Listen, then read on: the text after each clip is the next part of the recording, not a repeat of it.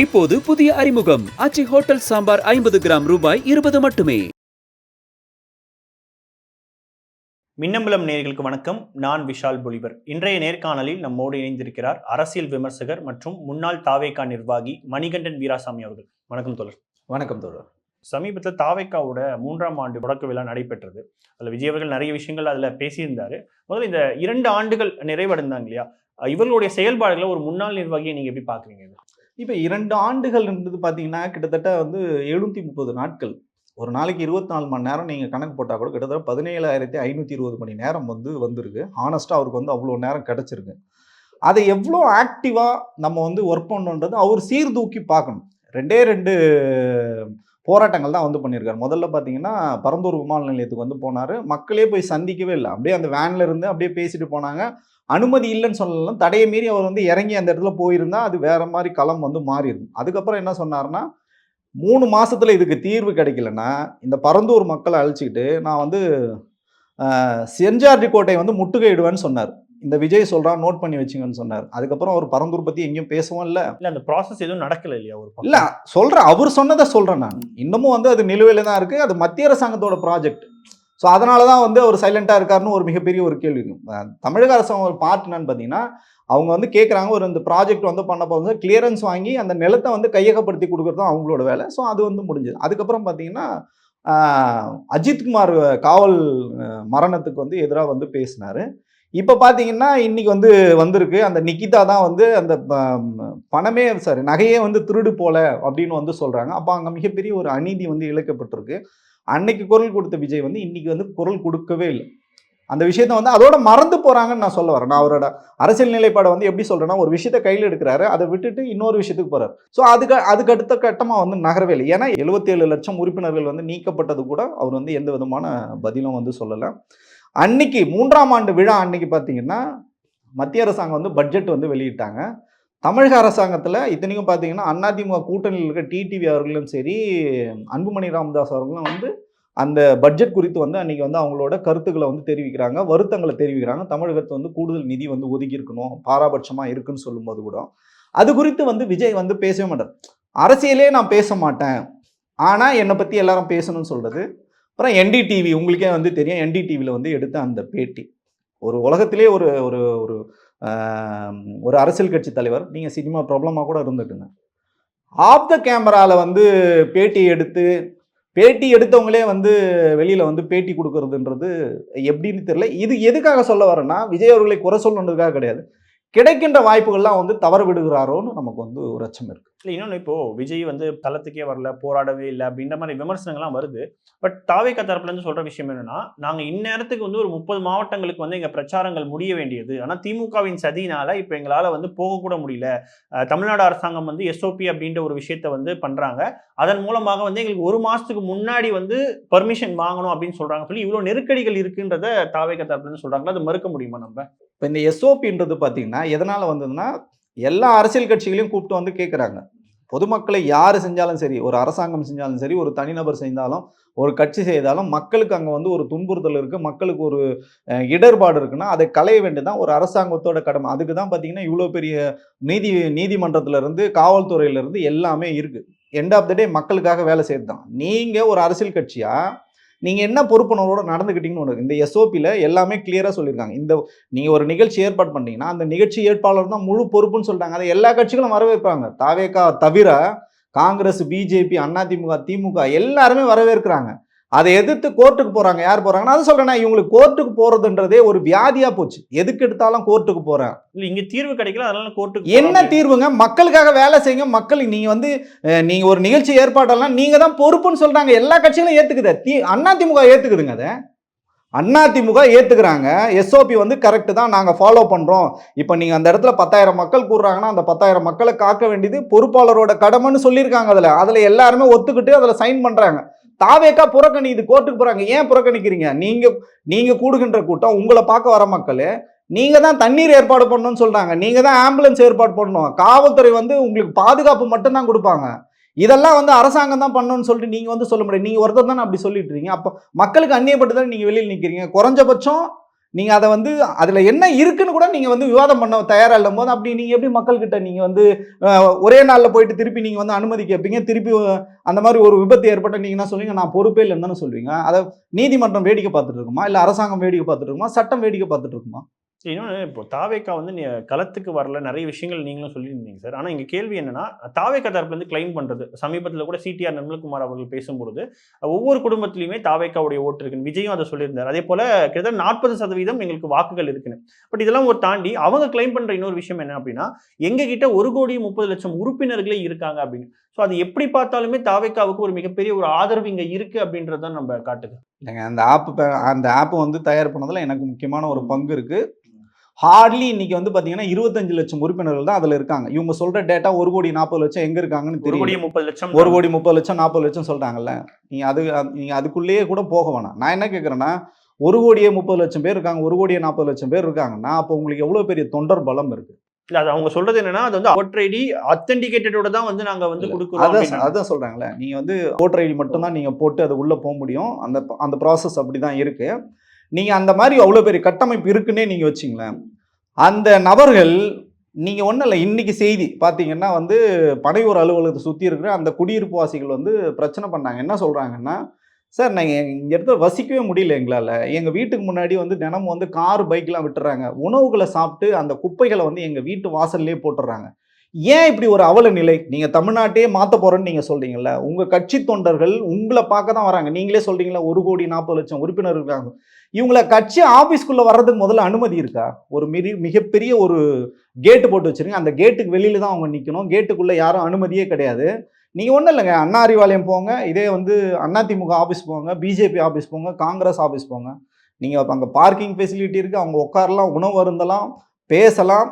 நீங்கள் போய் யாரை நீங்கள் சந்திக்கணுமோ அவங்கள போய் சந்திக்கலாம், மனு கொடுக்கணும்னா கொடுக்கணும். இந்த மாதிரி எந்த விதமான அடிப்படை ஸ்ட்ரக்சருமே கிடையாது அந்த கட்சி. அந்த ஒரு செட்டப் வச்சிருக்காங்க பனையூரில். சார் நீங்கள் வெளியில தான் சார் நிற்கணும். விஜயை பார்க்கணும்னா நீங்கள் 7 மணி நேரம் வெயிலில் கிடக்கணும். நீங்கள் ஆஃபீஸ் வரணும்னா ரோட்டில் தான் நீங்கள் இருக்கணும். அந்த ஆஃபீஸ்க்குள்ளே கூட உங்களை நான் சேர்க்க மாட்டேன். வெயிட்டிங் ஹால் எதுவுமே இல்லையா? எதுவுமே சார், அந்த கேட்டே திறக்காதுன்னு சொல்கிறேன். நீங்கள் வந்து ஏன் வந்தீங்கன்னு கேட்பாங்க. நான் ஒரு நிர்வாகி இருந்திருக்கேன். நீங்கள் போகணுன்னா எதுக்காக வந்தீங்கன்னு கேட்குற ஒரே கட்சி தாவேக்கா தான். இப்படி நீங்கள் வந்து மக்களை வந்து வழி நடத்துறீங்க, உங்கள் தொண்டர்களை வழி நடத்துறீங்க, அங்கே இருக்கிற எல்லாரும் டிஸ்டர்ப் ஒன்றும் இல்லைங்க. சின்ன எக்ஸாம்பிள், விசில் சின்னன்னு ஒரு சின்னம் வந்து அனௌன்ஸ் பண்ணிட்டாங்க. தமிழ்நாடே அல்லோலப்பட்டது. நான் இருக்கிற பகுதியில் மருத்துவமனை இருக்குது. அந்த மருத்துவமனையை சுற்றி 100 பேர் விசில் அடிச்சுக்கிட்டே போகிறாங்க. ஒரு அடிப்படை அறிவுன்னு ஒன்று இருக்குமா? மனித அறம்னு ஒன்று இருக்கும்ல. இது எதுவுமே நான் சொல்லித்தர மாட்டேன். ஆனால் வீட்டுக்கு ஒருத்தன் விஜய் இருக்கான், வந்து ஓட்டு போட்டுருவான். சார் நீங்கள் மக்கள் பிரச்சனைக்கு வர மாட்டீங்க, உங்கள் பிரச்சனைக்கு பேச மாட்டீங்க, உங்கள் படத்துக்கு பேச மாட்டீங்க. உங்களுக்கு வந்து இன்கம் டேக்ஸ்லேயே உங்களுக்கு பணத்தை கட்டுன்னு சொன்னால் கட்ட மாட்டீங்க. எதுக்கு எடுத்தாலும் நான் கோர்ட்டுக்கு தான் போவேன், ஆனால் எனக்கு எல்லாரும் ஓட்டு போட்டுருவாங்க அப்படின்றது எதன் அடிப்படையில் இதெல்லாம்? இல்லை வந்து நீங்கள் வந்து அன்ட்ரஸ்டட் நாட் ப்ரூவ்டு தானே. நீங்கள் எங்கே இதுக்கு முன்னாடி எலெக்ஷனை வந்து ஃபேஸ் பண்ணியிருக்கீங்க? உங்களுக்கு எங்கே இந்த பேஸ் இருக்குது? சமீபத்தில் இந்தியா டுடேயோட கருத்து கணிப்பில் கூட தாவேக்காக 15% அப்படின்றது கொடுத்துருக்காங்க இல்லையா சார்? நிச்சயமாக சொல்லுவாங்க சார். இது நாட் ஓன்லி விஜய் கிடையாது, ரஜினிகாந்த் வந்திருந்தாலும் இதுதான் பண்ணுவாங்க. ஏன்னா ஒரு புதியதாக இப்போ வந்து திமுக வந்து என்னதான் நீங்கள் இன்டாக்ட் கூட்டணி சொல்லிக்கிட்டாலும் ஆன்டி இன்கம்பன்சி இருக்கும். பிடிக்காதவன் வந்து இருப்பான். அதிமுக பிடிக்காத இருப்பான், சீமானை பிடிக்காது. இவங்கெல்லாம் ஓட்டு போடுறேன்னு சொல்லுவாங்க. ஆனால் ஓட்டு போட்டால் தான் உங்களுக்கு வந்து தெரியும். இதெல்லாம் வாயில் யார் வேணாலும் சொல்லலாம். ஒரு கேமரா பார்த்தா நான் கூட சொல்லுவேன் விஜய்க்கு ஓட்டு போடும். ஆனால் நான் ஓட்டு போடுறது யாருக்கு போடுவேன்? சீர்தூக்கி பார்த்துட்டு தானே ஓட்டு போடுவேன். இதுதான் வந்து கலை யதார்த்தம். ஆனால் போகிற இடத்துல ஃபுல்லாகவே அவருக்கான மக்கள் ஆதரவு அப்படின்றது இருக்குதா சார்? அதை நம்ம மறுதளிக்க முடியுமா அந்த விஷயம்? சார் மறுதளிக்க முடியாது சார். நான் என்ன கேட்குறேன்னா, இன்னைக்கு வரைக்கும் விஜய் அவர்கள் சினிமாக்காரராக தான் இருக்காரு கண்டி, அரசியல் தலைவராக எங்கேயுமே வந்து பரிமணிக்கவே இல்லை. ஏன்னா திரு விஜய் அவர்களுக்கு ரசிகர்களுக்கு மாதிரி ரஜினிக்கு இருக்காங்க, விஜயகாந்துக்கு இருக்காங்க, இந்த பக்கம் வந்து அஜித்துக்கு இருக்காங்க, சிவகார்த்திகேயன் வேறு இருக்காங்க. எல்லாருமே வேற வேற கட்சிகள் இருப்பாங்க சார். அவங்க எல்லாருமே அந்த கட்சிக்கு தான் வாக்களிப்பாங்க. எல்லாருமே சேர்ந்து விஜய்க்கு தான் வந்து வாக்கு போடுவேன்னா நீங்க என்ன தமிழகத்தின் நலம் சார் என்ன இது வரைக்கும் பேசியிருக்கீங்க சொல்லுங்க. நீங்க தூய சக்தின்னு நீங்க சொல்றீங்கல்ல, இப்ப டாக்ஸ் கட்டாம அரசாங்கமே கட்டுன்னு சொன்னாலும் நான் கட்ட மாட்டேன்னு சொல்றதா நீங்க வந்து அப்பதான் நீங்க கிளீன் ஷீட்டா? நீங்க எப்படி எல்லாமே பார்த்துட்டு இதுக்கு மேல நான் வந்து ஊழல் பண்ண வேண்டிய அவசியமே இல்லைன்ற விஷயத்த சொல்லியிருந்தாரு. சரிங்க, நான் என்ன கேட்கறேன், இன்னைக்கு வரைக்கும் கட்சியில பொறுப்புகள் வந்து பணம் வாங்கிட்டு தானே போறாங்க. நீங்க இன்னைக்கு யாராவது பொறுப்புல இருந்து ஒருத்தர் நிக்கிறீங்களா? ஒண்ணு இல்லைங்க, நாமக்கல் பொறுப்பாளரே நம்ம பேச முடியாது. பாலியல் சரி ஆதாரத்தோட பேசுறேன். பாலியல் வழக்குல சிக்கின செந்தில்குமார இன்னைக்கு வரைக்கும் கட்சியில இருந்து நீக்கலங்க. இப்ப போஸ்டர் ஒட்டிருக்காங்க. பொங்கல் வாழ்த்துல வந்து மாவட்ட செல்ல ஒரு போட்டோ போட்டு தமிழ்நாடு முழுக்க வந்து போஸ்டர் ஒட்டியிருக்காங்க, நாமக்கல் முழுக்க போஸ்டர் ஒட்டியிருக்காங்க. ஏதாவது ஒரு மறுப்பு சொல்லுங்க பாப்போம். அவரை கட்சி விட்டு நீக்கிட்டேன்னு ஒரு மறுப்பு சொல்லுங்க பாப்போம். எதுவுமே இல்லைங்க. பாலியல் புகார்ல சிக்கணும். நம்ம ஏற்கனவே இதே அரங்கத்துல பேசிருக்கோம். அஜித்தா வந்து நீங்க கட்சி அலுவலகத்தை வந்து நிற்கிறாங்க, நீங்கள் காரை விட்டு ஏற்றுற மாதிரி போயிட்டீங்க, இன்னி வரைக்கும் கூப்பிட்டு அவங்கள ஏதாவது பேசுனீங்க? அதை விடுங்க, 3ஆம் ஆண்டு விழாக்கு நீங்கள் வரீங்க, உங்கள் பொதுச் செயலாளர் உங்கள் கார் பின்னாடி ஓடி வராருங்க, காரை நிறுத்தி கூட உங்களால் பேச முடியாதா? என்ன நீங்கள் அரசியலில் பண்ணிட்டீங்க, என்ன நீங்கள் மாற்று சக்தியாக வந்துட்டீங்க? சார் அதே மாதிரி அந்த 3ஆம் ஆண்டு தொடக்க விழாவில் வந்து பல பேர் வந்து எங்ககிட்ட பாஸ் இருக்கு, எங்களால் உள்ள போக முடியல அப்படின்னு சொல்றாங்க. எந்த இடத்துல அங்கே சிக்கல் ஏற்படுது? இல்லை, இது தொடர்ச்சியாக எல்லா கூட்டங்களிலும் இதே சிக்கல் வருது. நீங்கள் சொல்கிற மாதிரி அந்த அரங்க கூட்டத்துக்கு எவ்வளோ பேர் இருக்காங்க அவ்வளோ பேருக்கு மட்டும்தான் பாஸ் கொடுக்கணுன்றது விதி. அது யாருமே வந்து மீற முடியாது. ஒருவேளை அதை தாண்டி நிறைய பேருக்கு கொடுக்குறாங்களான்னு தெரியல. இந்த குளறுபடி வந்து ஆரம்பத்தில் இருந்திருக்கு. அதே மாதிரி இந்த பாஸை விற்கிற கலாச்சாரம் வந்து அங்கே இன்னைக்கு வரைக்கும் இருந்துட்டு இருக்கு. இன்னும் ஒருபடி மேலே போய் சொல்லணும்னா, ஜனநாயகன் படம் ரிலீஸே ஆகலை, அந்த படத்துக்கு 10,000 ரூபாய் வரைக்கும் வந்து டிக்கெட்டை விற்று காசு வாங்கிட்டாங்க. இன்னைக்கு வரைக்கும் அந்த பணத்தை வந்து ரீஃபண்ட் பண்ணவே இல்லை. 5,000 10,000 வித்தாங்க. நீங்க சொல்றது ரசிகர் மன்றம் இது மூலமா? ஆமாம். ஸோ இது எல்லாமே வந்து ஊழலே வந்து பண்ணிகிட்டே இருக்காங்க. எங்க விதமான அவங்கள வந்து கட்சி விட்டு நீக்கிறதோ, இல்லை அவங்கள வந்து குறைந்தபட்சம் கூப்பிட்டு வந்து ஒரு என்ன சொல்கிறதுன்னா ஒரு வார்னிங் பண்ணுறதோ, அந்த மாதிரி எதுவுமே இல்லாமல் நான் வந்து எல்லாத்தையும் மாற்றிடுவேன், நான் எல்லாத்தையும் விட்டுட்டு வந்துட்டேன் அப்படின்னு சொல்றதெல்லாம் நண்பகத்தன்மையற்ற பேச்சா தான் பார்க்குறேன். அதே போல சமீபத்தில் நம்ம பார்த்தோம்னா தாவேக தரப்புல இருந்து குறிப்பா விஜய் அவர்கள் உட்பட எல்லாருமே வந்து அதிமுகவை வந்து விமர்சிக்கிறதா இருக்கட்டும், அல்லது அதிமுகவை வந்து களத்திலேயே இல்லை, சீன்லேயே இல்லை, இன்னும் சொல்ல போனா சமீபத்தில் கூட பாஜக கூட்டணி மற்றும் பலர் அப்படின்ற மாதிரியான விஷயங்கள் சொல்றாரு. இதற்கு அதிமுக தரப்புல இருந்து கடுமையா எதிர்வினை வருது. இப்போ திடீர்னு அதிமுகவின் மீதான இந்த விமர்சனத்தை எப்படி நம்ம புரிஞ்சுக்கிறது? இல்லை, அதை வந்து என்ன பண்ணாதீங்கன்னா, இது அதிமுக வந்து இதில் வந்து மிகப்பெரிய ஒரு மிஸ்டேக் பண்ணதான் நான் பார்க்குறேன். எந்த விஷயத்தில்? திரு விஜய் அவர்கள் வந்து இப்போ வந்து உங்களை விமர்சனம் பண்ணும்போது திருப்பி நீங்கள் தாக்குறீங்கல்ல.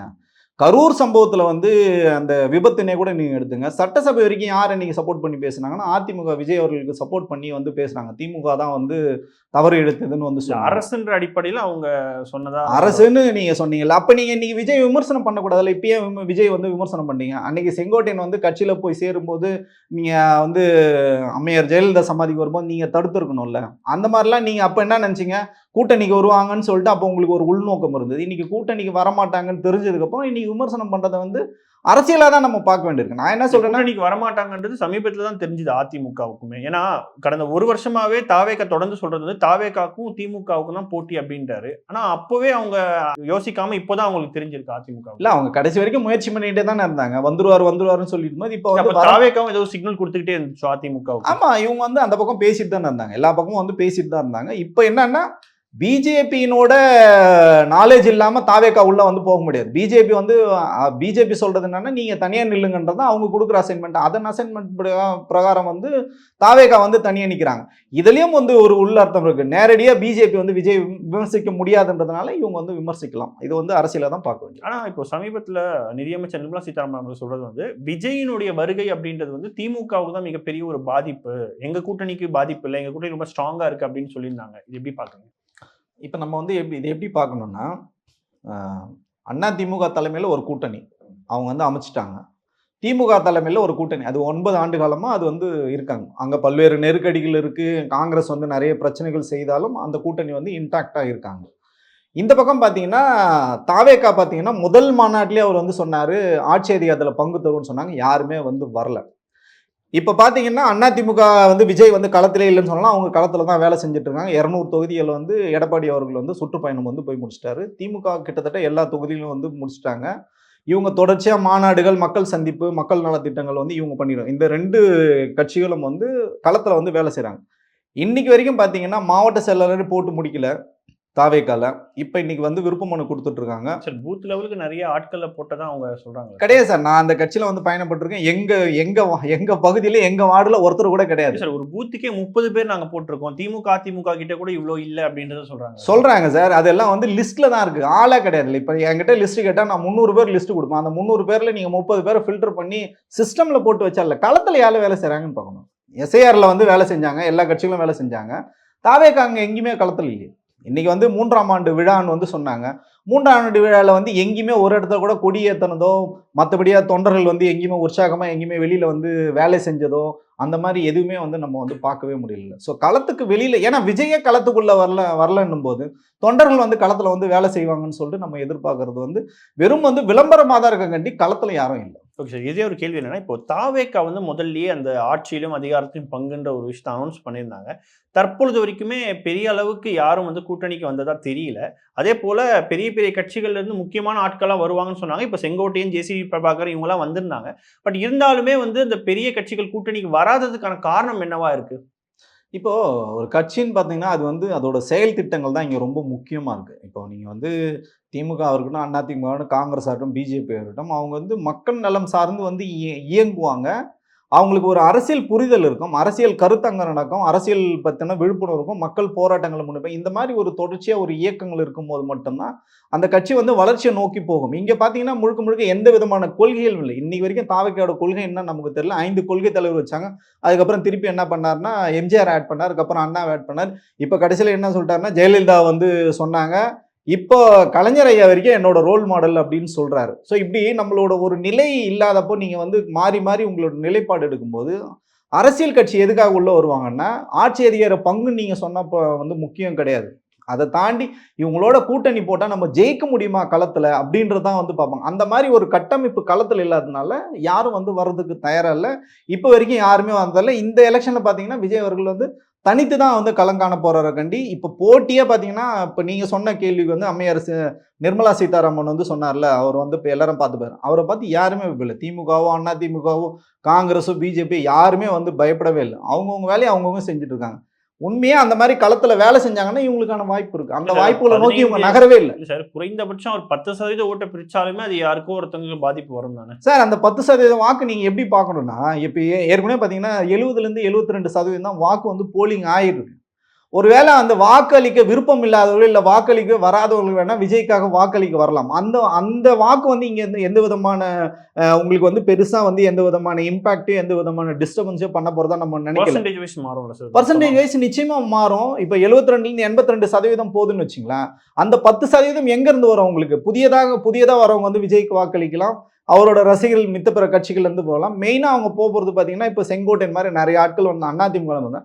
அதிமுக வாக்குகளை தான் அவர் வந்து கபலீகரம் பண்றாரு. அதிமுகவை தான் குறிவைத்து அவர் வந்து சொல்றது காரணம் என்ன பார்த்தீங்கன்னா, அதிமுகன்னு ஒரு கட்சியே இல்லை, அவங்க களத்திலே இல்லைன்னு சொல்றதுனால அதிமுக வாக்குகளை தான் வாங்குறதுக்காண்டி இந்த பக்கம் பார்த்தீங்கன்னா கிளீனா இருக்கு. திமுகவோட வாக்குகள் வந்து கிளீனா இருக்கு. இவங்க கூட்டணியும் பார்த்தீங்கன்னா இன்டாக்டா இருக்கு. ஸோ அதனால ஒருவேளை பாதிப்பு வந்தா அதிமுகவுக்கு தான் பாதிப்பு வரும். நிச்சயமா பல்வேறு கேள்விக்கு மிக ஆழமாக பதில் சொன்னீங்க. நன்றி தொடர். நன்றி.